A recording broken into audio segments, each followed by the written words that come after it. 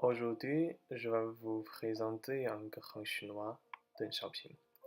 Deng Xiaoping a né sous le nom Deng Xixian le 22 août 1904 dans la province du Sichuan.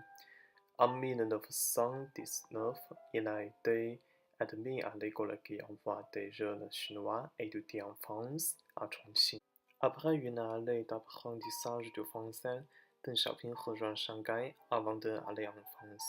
À l'âge de 16 ans, Deng Xiaoping débarque en France le 19 octobre à Marseille, avant de rejoindre Paris en train.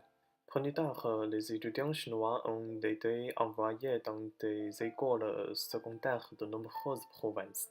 Et Deng Xiaoping est venu étudier le français au Bayeux en Normandie.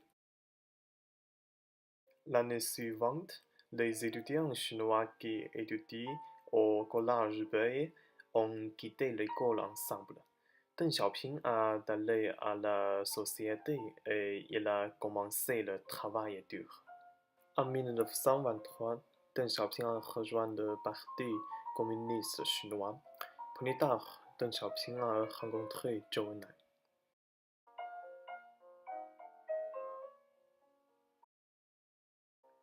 3 ans plus tard, Deng Xiaoping quitta le français et alla en Union soviétique.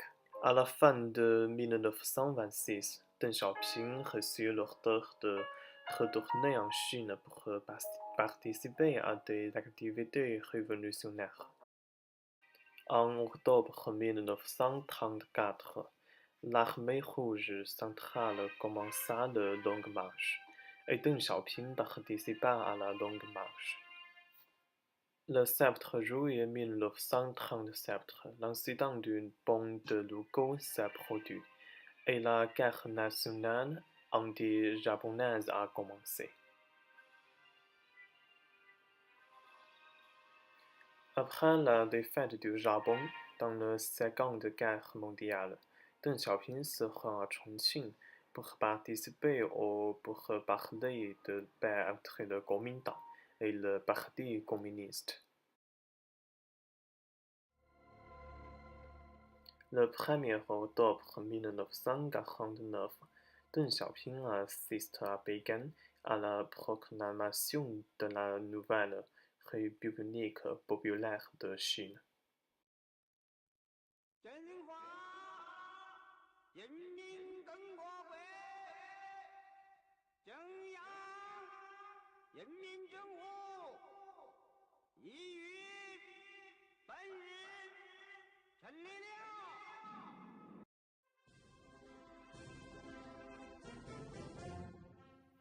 Décembre de la même année, Deng Xiaoping devient maire de Chongqing et depuis lors, Deng Xiaoping a occupé un poste de haut niveau au sein du gouvernement central.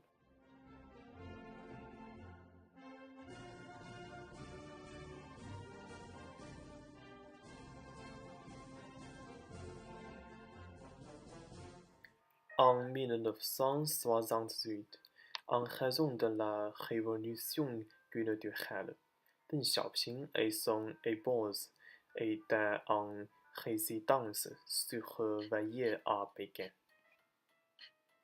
6 ans plus tard, il a finalement été réhabilité. Au début de l'année 1979, Deng Xiaoping effectue une visite officielle aux États-Unis.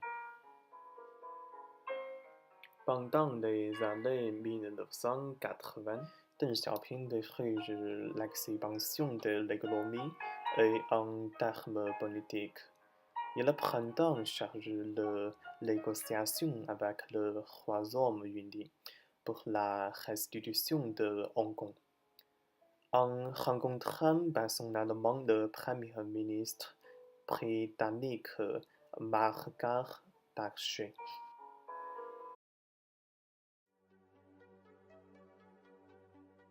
En 1999, Deng Xiaoping a annoncé sa retraite, mais il est toujours le chef spirituel du Parti communiste chinois.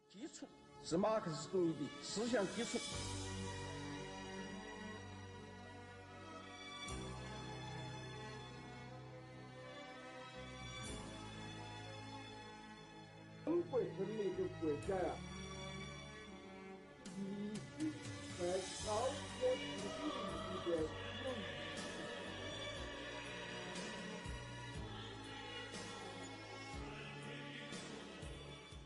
邓小平s'est de 19 février 1997, à l'âge de 92 ans.